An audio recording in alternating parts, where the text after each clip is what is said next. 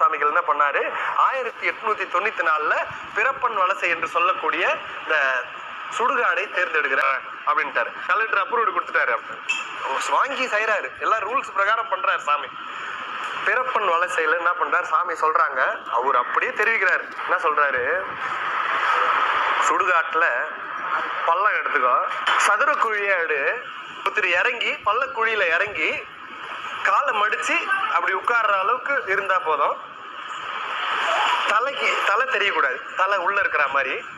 அத மாதிரி ஒரு சதுர குழி நோண்டிக்க, அதுக்கு மேல சின்ன கொட்டகை போட்டுட்டு அதற்கு 4 பக்கமும் வேலி போட்டுருங்க. தெற்கு பார்த்த திசையில ஒரு சின்ன கதவு ஒண்ணு வச்சு, ஒரே ஒரு அகல் வேணும். அதுல 2 லேயரா வைக்க சொன்னாரு. கீழ் லேயர்ல தண்ணி நிறைஞ்சிருக்கணும். அதுக்கு மேல் லேயர்ல எண்ணெய் எவ்வளவு கொள்ளுமோ அவ்வளவு எண்ணெய் ஊத்தி திரி முழுக்க நினைக்கிற அளவுக்கு திரி வச்சிருங்க. 36 நாள் தனி நிட்டை சாதிக்கிறார்.